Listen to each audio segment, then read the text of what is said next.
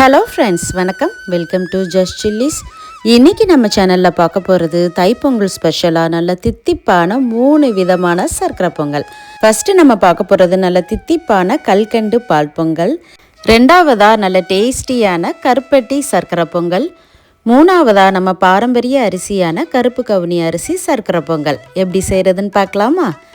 வீடியோக்குள்ளே போகிறதுக்கு முன்னாடி நம்ம சேனலை இது வரைக்கும் சப்ஸ்கிரைப் பண்ணலன்னா ஜஸ்ட் சில்லிஸ் யூடியூப் சேனலை மறக்காமல் சப்ஸ்கிரைப் பண்ணிக்கோங்க. இப்போது ஃபஸ்ட்டு நல்ல தித்திப்பான கல்கண்டு பால் பொங்கல். இந்த கல்கண்டு பொங்கல் பண்ணுறதுக்கு பச்சரிசி 1 கப் இது ஒரு மிக்சிங் பவுலில் சேர்த்துட்டு இதை ஒரு 2-3 தடவை நல்லா கழுவிக்கலாம். இப்போ இந்த பச்சரிசியை குக்கரில் சேர்த்துட்டு பால் 2 கப், தண்ணி 2-3 கப் சேர்த்துக்கலாம். எந்த கப்பால் அரிசி அளந்தோமோ அதே கப்பால் தான் பாலும் தண்ணியும் அளந்து ஊற்றிக்கணும். அடுத்ததாக ஒரு பிஞ்சளவு உப்பு, நெய் 1 டீஸ்பூன் சேர்த்துட்டு குக்கரை மூடி விசில் போட்டு மீடியம் ஃப்ளேமில் ஒரு 4-5 விசில் வச்சுக்கலாம். குக்கரில் நல்ல ப்ரெஷர்லாம் போனதுக்கப்புறமா ஓப்பன் பண்ணிக்கோங்க. இப்போ அரிசி நல்லா வெந்திருக்கு. இதை ஒரு ஸ்மாஷர் வச்சு நல்லா ஸ்மாஷ் பண்ணிக்கோங்க. அப்படி இல்லைன்னா கரண்டியை வச்சு நல்லா மசிச்சு விட்டுக்கோங்க. அடுத்ததாக ஒரு பேனில் கல்கண்டு 1-1 1/4 கப்பு வரைக்கும் எடுத்துக்கோங்க. இதில் தண்ணி 1/2 கப்பு சேர்த்துட்டு அடுப்பை மீடியம் ஃப்ளேமில் வச்சு கல்கண்டை நல்லா கரைச்சிக்கலாம். கல்கண்டை நல்லா கரைஞ்சதுக்கப்புறமா நம்ம ஏற்கனவே வேக வச்சு மசிச்சு வச்சுருந்த அரிசி இதில் சேர்த்துக்கலாம். சேர்த்துட்டு இதை நல்லா கலந்து விட்டுக்கலாம். இப்போ இதில் கன்சிஸ்டன்சி கொஞ்சம் அட்ஜஸ்ட் பண்ணுறதுக்காக சூடான பால் கொஞ்சம் சேர்த்துருக்குறேன். நீங்கள் பால் இல்லைன்னா சூடான தண்ணி கூட கொஞ்சம் சேர்த்துக்கலாம். சேர்த்துட்டு நல்லா கலந்து கொடுத்துருங்க. அடுத்ததாக வாசனைக்காக ஏலக்காய் தூள் 1/2 டீஸ்பூன். அடுத்ததாக நெய்யில் வறுத்த முந்திரி பருப்பு கிஸ்மிஸ் பழம் சேர்த்துக்கலாம். கடைசியாக நெய் 1 இல்லைன்னா 2 டேபிள் ஸ்பூன் வரைக்குமே நீங்கள் சேர்த்துக்கோங்க. பொதுவாக அந்த ஸ்வீட் பொங்கலுக்கு நெய் கொஞ்சம் அதிகமாக சேர்க்கும் போது அதோட மனமும் டேஸ்ட்டும் ரொம்ப நல்லாயிருக்கும். அவ்வளோதாங்க, தைப்பொங்கல் ஸ்பெஷலாக நல்ல தித்திப்பான கல்கண்டு பால் பொங்கல் ரெடி ஆயிடுச்சு. நீங்களும் இந்த கல்கண்டு பால் பொங்கல் செஞ்சு பாருங்கள். செஞ்சு பார்த்துட்டு எப்படி இருக்குன்னு மறக்காமல் கமெண்ட்டில் சொல்லுங்கள். அடுத்ததாக பார்க்க போகிறது நல்ல டேஸ்டியான கருப்பட்டி சர்க்கரை பொங்கல். இது குக்கரில் ரொம்ப ஈஸியாக பண்ணலாம். வாங்க இப்போ இந்த கருப்பட்டி சர்க்கரை பொங்கல் எப்படி செய்கிறதுன்னு பார்க்கலாம். இந்த பொங்கல் பண்ணுறதுக்கு பச்சரிசி 1 கிளாஸ் எடுத்துருக்கிறேன். இதை குக்கரில் சேர்த்துட்டு தண்ணி விட்டு ஒரு 2-3 தடவை நல்லா கழுவிக்கலாம்.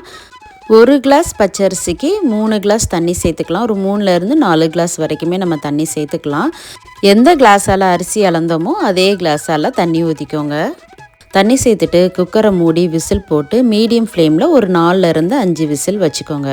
நீங்கள் விருப்பப்பட்டீங்கன்னா இந்த அரிசி கூட பாசிப்பருப்பு ஒரு 3 டேபிள் ஸ்பூன் அளவுக்கு சேர்த்தும் நீங்கள் வேக வச்சுக்கோங்க. நான் பாசிப்பருப்பு சேர்க்காம தான் பண்ணியிருக்கிறேன். இதுவுமே டேஸ்ட்டு ரொம்ப நல்லாயிருக்கும். குக்கரில் விசில் வந்ததுக்கப்புறமா ப்ரெஷர்லாம் நல்லா போனதுக்கப்புறமா ஓப்பன் பண்ணிவிட்டு இதை நல்லா மசிச்சு வச்சுக்கலாம். அடுத்ததாக ஒரு பேனில் நெய் 2 டேபிள் ஸ்பூன் சேர்த்துக்கலாம். நெய் லைட்டாக சூடானதும் முந்திரி பருப்பு ஒரு 10-15 சேர்த்து லைட்டாக வறுத்துக்கலாம். லைட்டாக வறுபட்டதுக்கப்புறமா கிஸ்மிஸ் பழம் கொஞ்சம் சேர்த்து அதையும் நல்லா வறுத்துட்டு இது தனியாக எடுத்து வச்சுக்கலாம். அடுத்ததாக அதே பேனில் 1 கிளாஸ் பச்சரிசிக்கு 2 கிளாஸ் கருப்பட்டி சேர்த்துருக்கிறேன். இது நல்ல இனிப்பாக தாங்க இருக்கும். உங்களுக்கு கொஞ்சம் கம்மியாக வேணும்னா ஒரு 1/4 கிளாஸ் அளவு கம்மியாகவே சேர்த்துக்கோங்க. இப்போ கருப்பட்டி கரைக்கிறதுக்கு தண்ணி ஒரு 3/4 கிளாஸ்லேருந்து 1 கிளாஸ் வரைக்கும் சேர்த்து இதை நல்லா கரைச்சிக்கலாம். கருப்பட்டியில் மண் தூசியெல்லாம் இருக்கும். அதனால் கருப்பட்டியை நல்லா கரைச்சிட்டு அப்புறமா தான் நம்ம சர்க்கரை பொங்கலில் சேர்க்கணும். இப்போ இதை கரைஞ்சிட்டு இதை தனியாக வடிகட்டி எடுத்து வச்சுக்கலாம். இப்போ அதே பேனில் கரைச்சி வச்ச கருப்பட்டியை சேர்த்துக்கலாம்.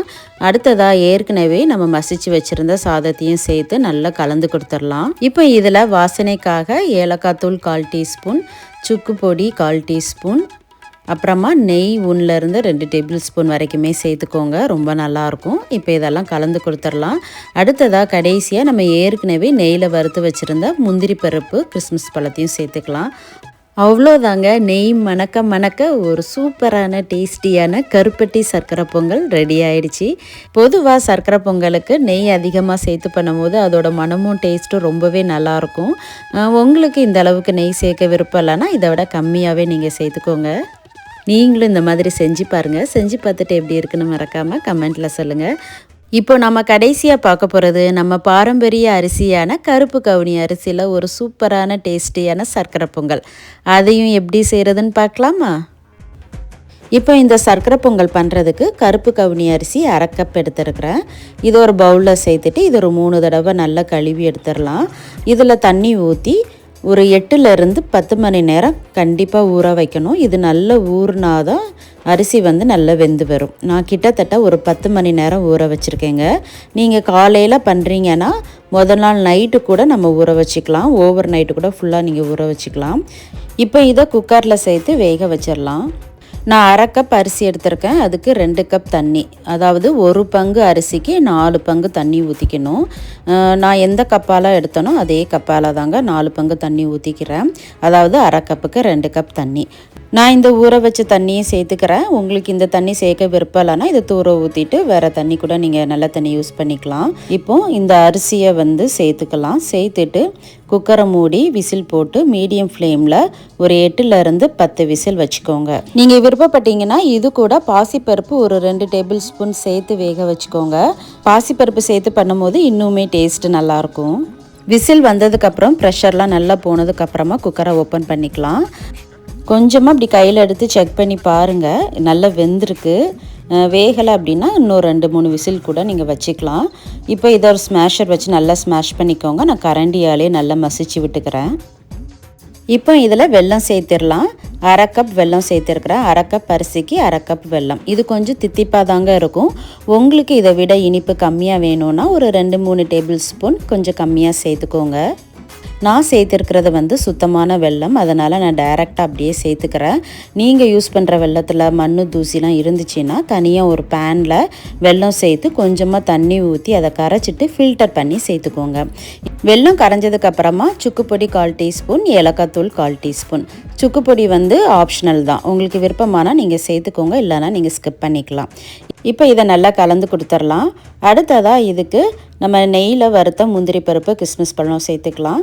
அதுக்கு ஒரு பேனில் 2 டேபிள் ஸ்பூன் நெய் சேர்த்துக்கலாம். நெய் சூடானதும் ஒரு 10-15 முந்திரி பருப்பு கொஞ்சமாக கிஸ்மிஸ் பழம் சேர்த்து அதை நல்லா வறுத்துக்கலாம். நல்லா வறுபட்டதும் கடைசியாக இதில் ஒரு 1/4 கப் துருவின தேங்காய் சேர்த்துருக்குறேன். துருவின தேங்காய் அப்படி இல்லைன்னா தேங்காவை குட்டி குட்டியாக கட் பண்ணி கூட சேர்த்துக்கலாம், அதுவுமே ரொம்ப நல்லாயிருக்கும். இப்போ இதை சக்கரை பொங்கலோட சேர்த்து கலந்து கொடுத்துக்கோங்க. நான் இது கொஞ்சம் தண்ணியாக இருக்கிற இந்த கன்சிஸ்டன்சிலேயே நான் இறக்கிக்கிறேன். இது ஆறுனதுக்கப்புறமா கொஞ்சமாக இறுக ஆரம்பிக்கும். அப்படி இல்லைன்னா நீங்கள் அடுப்பில் இன்னும் கொஞ்சம் நேரம் ஒரு 5 நிமிஷம் போல் வச்சுக்கோங்க. நல்ல ஒரு திக்கான கன்சிஸ்டன்சிக்கு வந்துடும். அவ்வளோதாங்க, நம்ம பாரம்பரிய அரிசியான கருப்பு கவுனி அரிசியில் ஒரு சூப்பரான டேஸ்டியான சர்க்கரை பொங்கல் ரெடி பண்ணியாச்சு. தைப்பொங்கல் ஸ்பெஷலாக ஒரு 3 விதமான நல்ல டேஸ்டியான சர்க்கரை பொங்கல் குக்கரில் ரொம்ப ரொம்ப ஈஸியாக பண்ணலாம். நீங்களும் இந்த மாதிரி செஞ்சு பாருங்கள். செஞ்சு பார்த்துட்டு எப்படி இருக்குன்னு மறக்காமல் கமெண்ட்டில் சொல்லுங்கள். உங்களுக்கு எந்த சர்க்கரை பொங்கல் ரொம்ப பிடிக்கும் அப்படிங்கிறதையும் மறக்காமல் கமெண்ட்டில் சொல்லுங்கள். வீடியோ பிடிச்சிருந்தா லைக் பண்ணுங்கள், உங்கள் ஃப்ரெண்ட்ஸ் அண்ட் ஃபேமிலிக்கு ஷேர் பண்ணுங்கள். ஜஸ்ட் சில்லிஸ் யூடியூப் சேனலை மறக்காமல் சப்ஸ்கிரைப் பண்ணிக்கோங்க. தேங்க்ஸ் ஃபார் வாட்சிங்.